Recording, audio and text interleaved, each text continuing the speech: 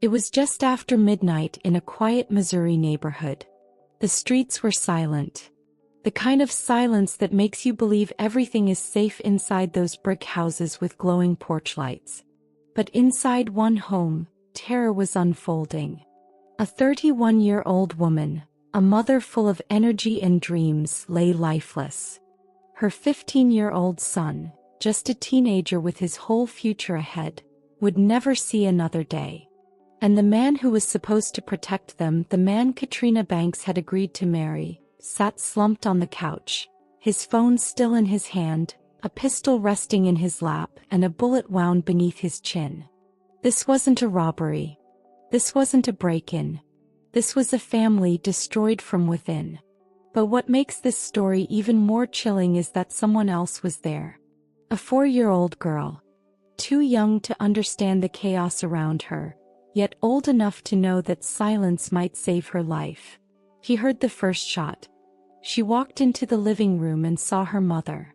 And when her father told her to go back to bed, she obeyed. She pretended to sleep, and that small act kept her alive. Tonight, we unravel the story of Katrina Banks, her teenage son Kevin, and the man who turned their home into a crime scene. We'll piece together their lives, their love, and the final night that ended in gunfire. But before we begin, ask yourself this. How many stories like this happen every day and vanish without a trace? How many mothers, sons, and daughters are erased from memory, left as nothing more than police reports and cold headlines? This is where I need you.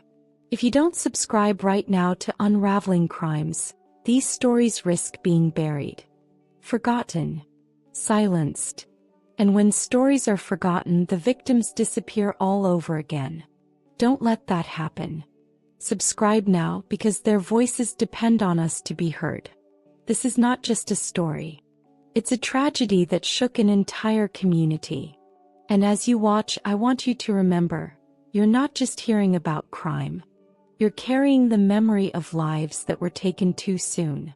So settle in, because what happened inside Katrina Banks' home is more haunting, more heartbreaking, and more chilling than you can possibly imagine.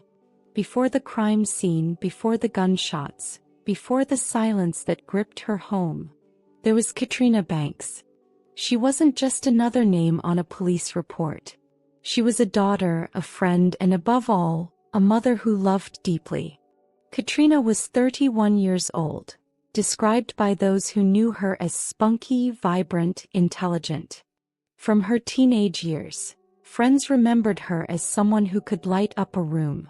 She wasn't the type to fade into the background. She was full of energy, determination, and laughter. She grew up in Missouri, surrounded by family and friends who saw in her a spark, someone with a big heart and a strong will. One of her closest friends, Katrina Noble, recalled her as an all-around young lady, with so much to give not just to her family but to her community and the world. But what defined Katrina more than anything else was motherhood. She had a 15-year-old son, Kevin Johnson. To many, she was simply Kevin's mom, a protective, loving figure who worked hard to keep her children safe and cared for. Later in life, Katrina found love again. She reconnected with a man she had known years before through a church group, Dornubari Dugbor. Their relationship blossomed, and together they had a little girl. By January, they were engaged, planning a future as a blended family of 4. On the outside, it looked like the beginning of something beautiful. Katrina had her teenage son, her little daughter, and a fiancé by her side. The pieces of her life seemed to be falling into place. But behind those family portraits, behind the smiles shared with friends and relatives, something darker was waiting. A darkness Katrina could not have foreseen. And before we dive deeper, remember this. Katrina's story is not just entertainment. It's her life cut short. Don't let her name be another headline you scroll past. If you haven't already, subscribe to Unraveling Crimes now, so her voice and the voices of others like her are never silenced. Beside Katrina stood her pride and joy, her teenage son Kevin Johnson. At just 15 years old, Kevin was in that delicate stage of life where childhood meets adulthood. He was still discovering who he wanted to be, but one thing was clear: he carried his mother's spirit. Bright, protective, and full of potential. Kevin wasn't just Katrina's son. He was her anchor. Friends said he was the kind of boy who looked out for his mom, who carried himself with a quiet strength beyond his years. He had a bond with Katrina that went deeper than words. More like best friends than just mother and child. To his little sister, Kevin was a role model. A big brother she could run to, a shield between her and the world. In that small family unit, Kevin filled a space no one else could. Like so many boys his age, Kevin had dreams. He was navigating high school life, learning about responsibility, friendship, and what it meant to grow into a man. His future was unwritten, but it was there waiting for him. But Kevin's story would never reach that future. Because one night, inside the home where he should have felt safest, his life was cut short in a moment of unimaginable violence. And the tragedy was that Kevin didn't just lose his future. Katrina lost her son. A little girl lost her big brother. And a community lost a young man who had barely begun to live. If you're still watching and haven't subscribed, ask yourself this: how many Kevins, sons, brothers, best friends have been lost to crimes like this, never remembered, their names erased? Don't let Kevin's story be forgotten. Subscribe now to Unraveling Crimes so we can keep his memory alive. But this story isn't only about Katrina and Kevin. It's also about the man who would change their lives forever. The man Katrina trusted to be her partner, her future husband. Every story like this has two sides: the victims and the one who turned their lives into tragedy. For Katrina, that person was her fiancé, Dornubari Dugbor. At 31 years old, Dornubari seemed like a man who had it together. To the outside world, he was a father, a partner, and now a fiancé. He and Katrina had known each other years earlier through a church group, only to reconnect later in life. What began as friendship rekindled into something deeper: love. In January, the couple announced their engagement. Smiles and photos, promises of forever, a new chapter ahead. Together they shared a 4-year-old daughter, a little girl who brought them both joy. To friends and neighbors, they looked like a family building a future. But here's the thing about appearances: they can hide a storm. Behind closed doors, no one really knew the depth of Dornubari's struggles, or the darkness that lingered inside him. He wasn't known to police. He wasn't the face of crime or danger. He was just another man in the neighborhood. Ordinary. Forgettable. And yet it would be this man, the fiancé Katrina trusted, the father of her child, who would one night pick up a gun, make a chilling phone call to 911, and erase the very family he claimed to love.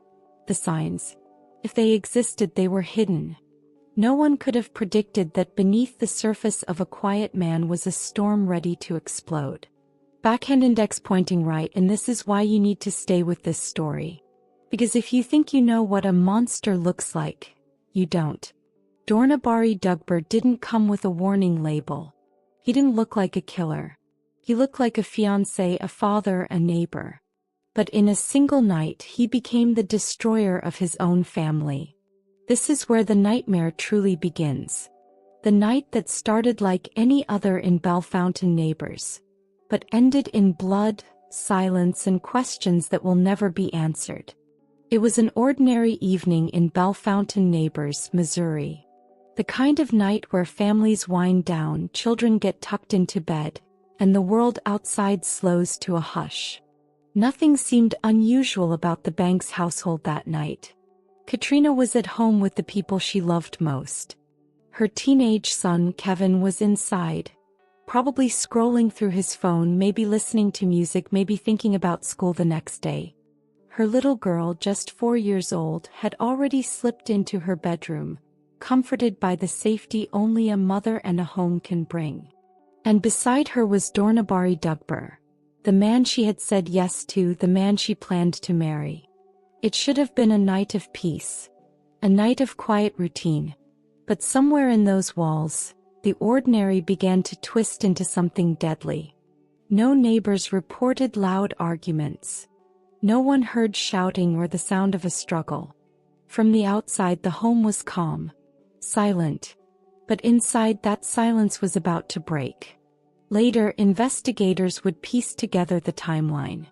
A gun, a 9mm semi-automatic pistol, was already inside the house. At what point Dornubari decided to use it, no one knows. But by the time he picked it up, Katrina and Kevin's fate had already been sealed. The house, so still and quiet that evening, was seconds away from becoming a crime scene. And if you're still watching but haven't subscribed to Unraveling Crimes, ask yourself this. How many times have you heard the phrase, "It was just an ordinary night before tragedy struck"? These aren't just stories. They are warnings, reminders that silence can hide the loudest horrors. Subscribe now so you don't look away from the stories the world forgets. Because in the next moments, Katrina's ordinary evening would turn into her final night. The night began like any other. It was a Wednesday in early February, cold, quiet, and uneventful in the neighborhood of Bellefontaine Neighbors, Missouri. Houses lined the street, their windows glowing softly against the winter darkness. Behind closed doors, families prepared for bed. Nothing unusual, nothing alarming, just another night. Inside the Banks household, the scene was equally ordinary. Katrina Banks, 31 years old, spent her evening at home, surrounded by the two people who meant the world to her.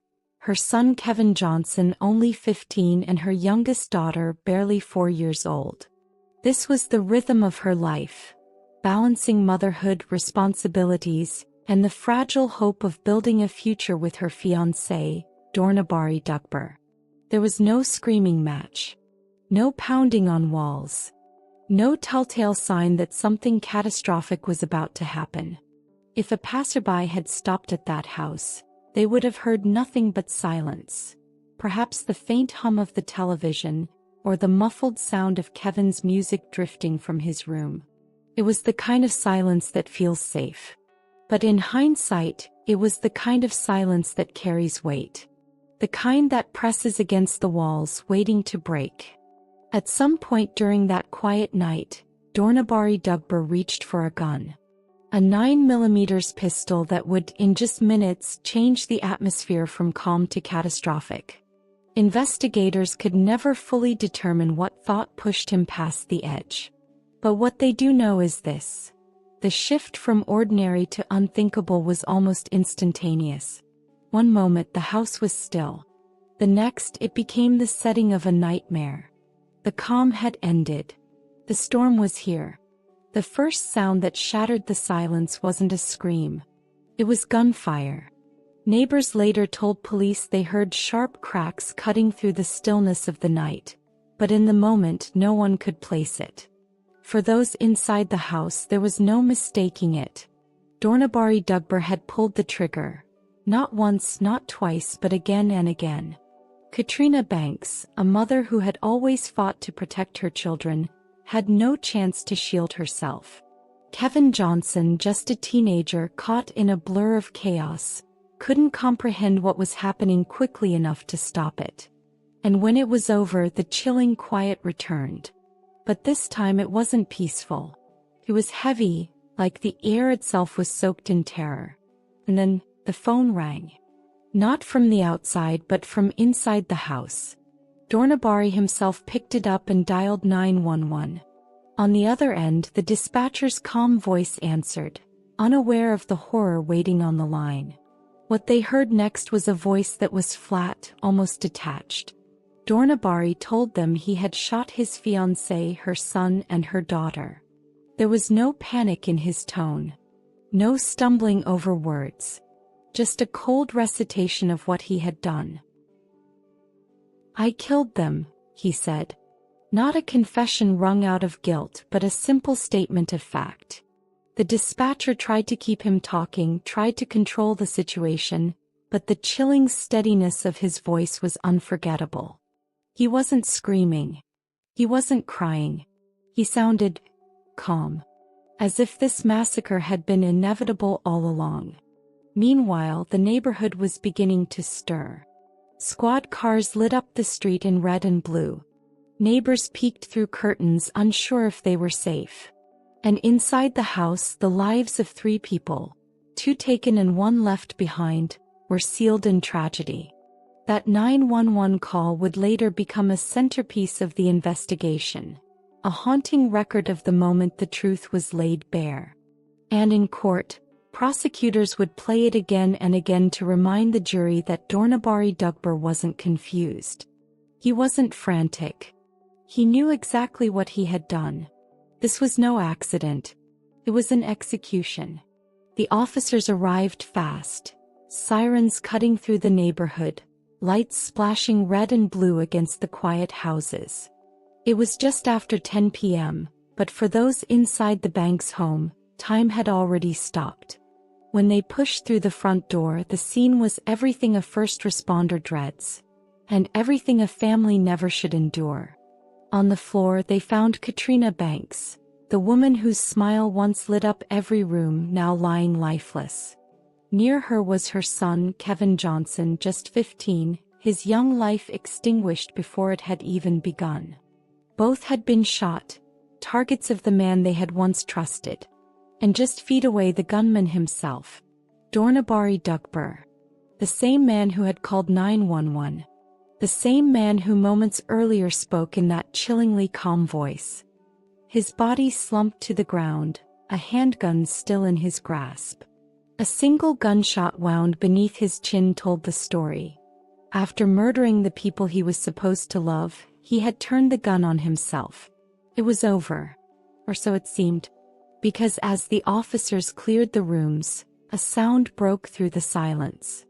Not the sound of gunfire. Not the eerie stillness of death. But the faint, shuddering breath of a child. In another room, pretending to sleep, was Katrina's 4-year-old daughter. She had heard it all. The gunshots, the chaos, her brother's last moments. But by some miracle she had survived. She lay frozen, too terrified to move, her little body trembling beneath the covers. She hadn't cried. She hadn't screamed.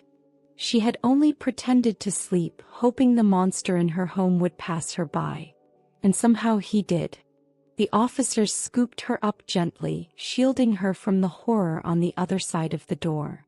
She was alive, but her world was shattered. That night, the Banks home transformed into a crime scene. Yellow tape stretched across the yard. Neighbors gathered in hushed disbelief, shaking their heads, whispering prayers. The reality spread quickly. A mother and son gone. A fiancé, dead by his own hand. A child spared but scarred forever. Inside, the detectives took in every detail. The positions of the bodies, the gun on the floor, the unfinished plans of a family that would never be completed. And all the while, the echo of that 911 call hung in the air. It was no random act. It was no home invasion. It was betrayal in its purest, darkest form. Amid the devastation, one detail would shake even the most hardened investigators. A child had survived. She was just 4 years old.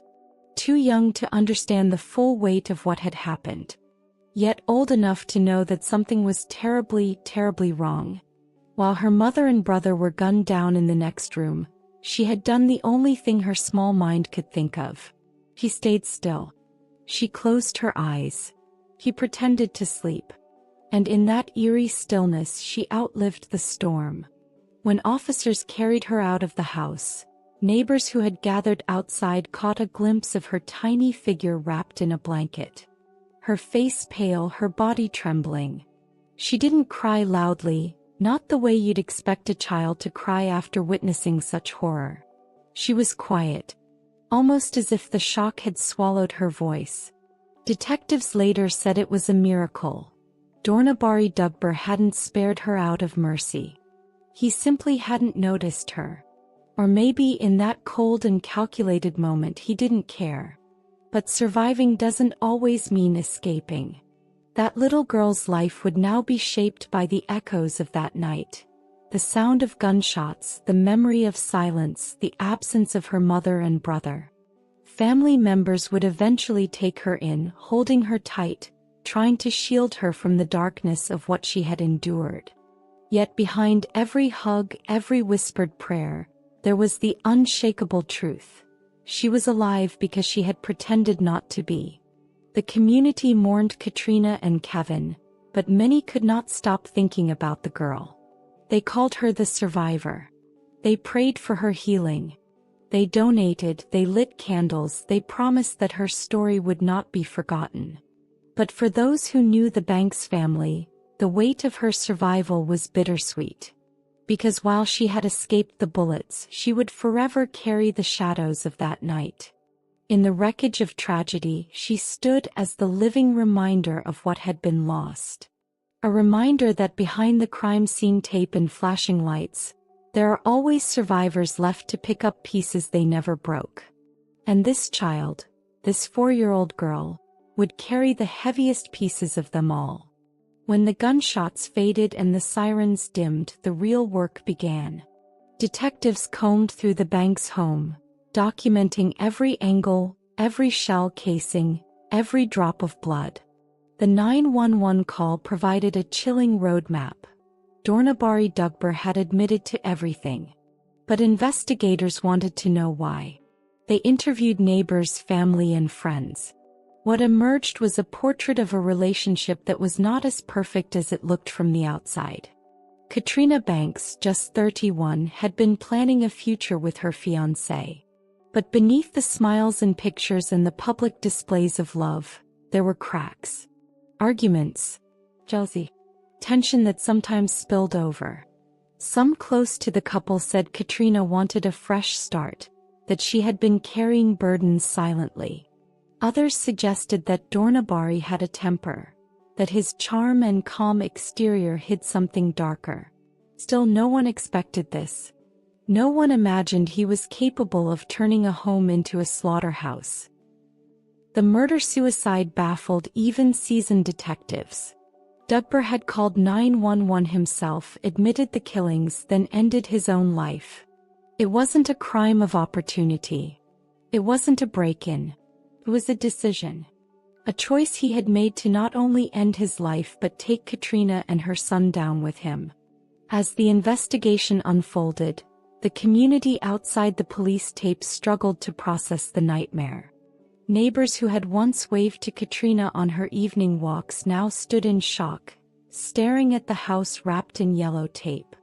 Classmates of Kevin Johnson wept in silence, their teenage faces twisted in disbelief that their friend was gone. Teachers described him as bright, respectful, full of promise. His empty seat in the classroom became a wound that refused to close.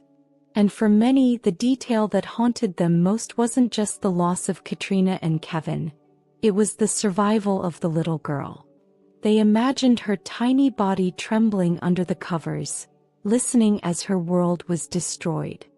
Vigils were held. Candles flickered in the night as the community whispered prayers for the dead, and for the one left behind. People brought flowers, cards, and teddy bears. But behind every gesture was the same gnawing question. How could love turn into this? The investigation would later confirm what so many suspected, that this was not random, not sudden, but a tragedy born from control, rage, and betrayal. And yet, for those who knew the family, no report, no evidence log, no courtroom file could ever explain the horror of that night. For the police, it was a solved case. For the community, it was a wound that would never heal. In the weeks that followed, the Banks home grew quiet. The crime scene tape came down, the flashing lights disappeared, but the silence that replaced them was heavier than ever. For Katrina Banks, her story ended too soon. At 31, she had been a mother, a sister, a daughter, and a friend. Those who knew her remembered her not by the way she died, but by the way she lived.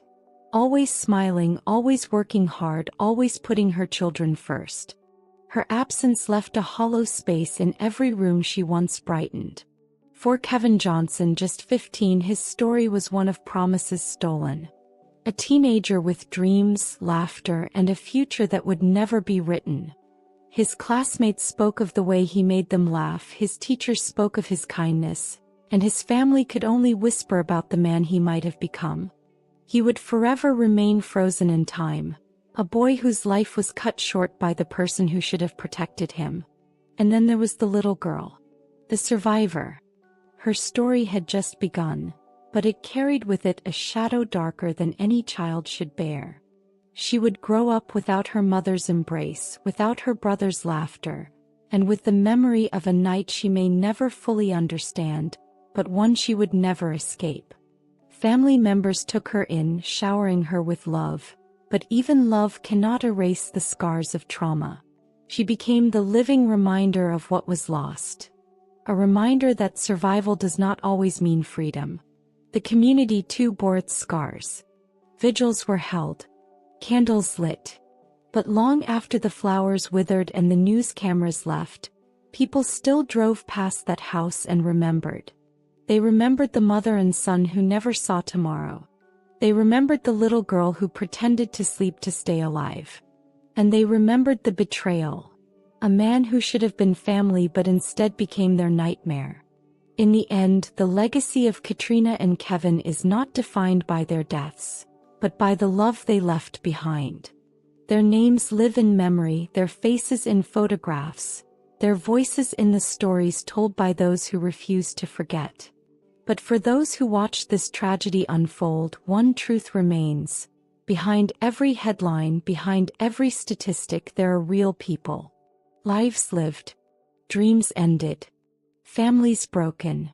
And the echoes of this story will linger, long after the house grows silent, long after the candles burn out. Because tragedies like this don't just end when the gunshots stop. They live on in the survivors. They live on in the community. They say some houses keep secrets, but the one where Katrina Banks and her son Kevin Johnson took their last breaths does not whisper. It screams. It reminds us that sometimes the greatest danger is not lurking outside our doors, but already sitting inside our homes. And as we close this story, ask yourself, what if you were the one left behind like Katrina's 4-year-old daughter? Surviving not because you fought back, but because you stayed still enough to pretend you weren't there? Stories like this are easy to hear and then walk away from. But if you walk away without subscribing, you'll forget them. And forgetting means allowing tragedies like this to fade into silence. Don't let their voices vanish. Hit that subscribe button now. Because here on Unraveling Crimes, every story is a reminder of how fragile life truly is. And if you don't subscribe, the next story, the one that could change how you look at your own life, might pass you by. Think about this. You've spent nearly 20 minutes with Katrina, Kevin, and the little girl who survived. Don't just leave them behind. Honor them by subscribing. If you don't, one day you'll see a headline like this and you'll wish you'd paid attention. You'll wish you had been here unraveling it with us. And if you've been watching without hitting that button, remember, silence has a cost. Don't be silent. Subscribe now. Because the darkness we expose today could be the warning you need tomorrow. This is Unraveling Crimes. And this was the story of Katrina Banks.